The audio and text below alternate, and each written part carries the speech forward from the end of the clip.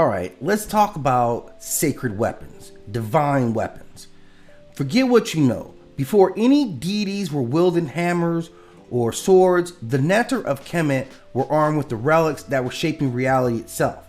These weren't just swords and staffs, but they were living symbols of cosmic power, forged from the raw forces of life, death, chaos, and order. From serpents that spit fire to scepters that bend the will of the universe, the Kemetic deities carried the kind of heat that kept the cosmos in check. Let's take a look at the relics of the Neteru, the Kemetic deities. Okay, the first one we're going to talk about of the divine weapons is the Scepter.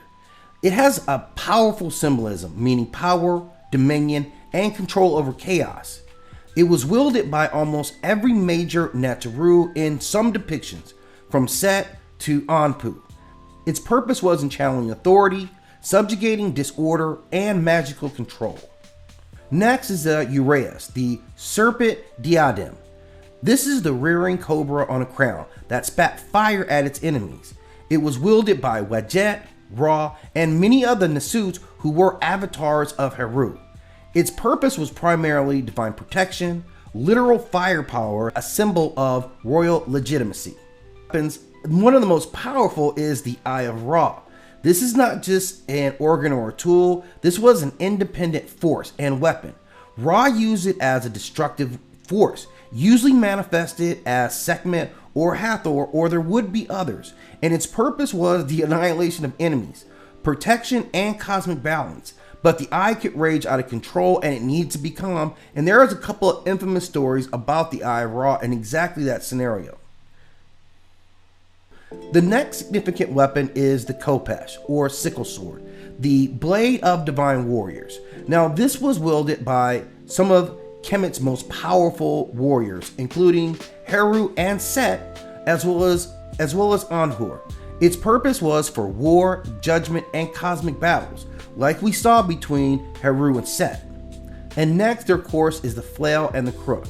These are symbols of kinship, dominion, and care. It was primarily wielded by Asar, who is the OG icon for this, holding both crossed over his chest.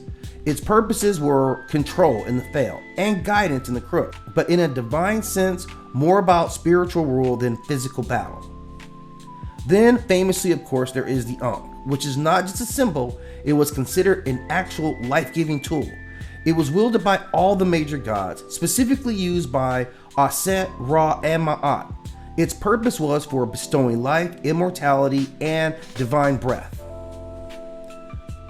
The Shen Ring. The Shen Ring is a symbol of eternal protection and infinity.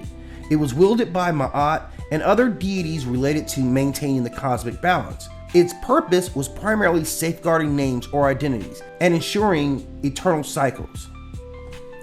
Next, of course, is the Solar Barque, or the Boat of Millions.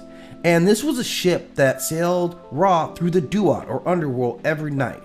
This is, of course, the boat of Ra, but along with the crew of other gods, he fought the Apep snake nightly on this trip on their voyage. Its purpose was traveling through the cosmos, battling chaos, and ensuring that the sun rises. Now, there are other notable weapons and relics that we'll talk about, including Sekhmet's breath, Set's sandstorms, Thoth's scrolls, and Apep's venoms.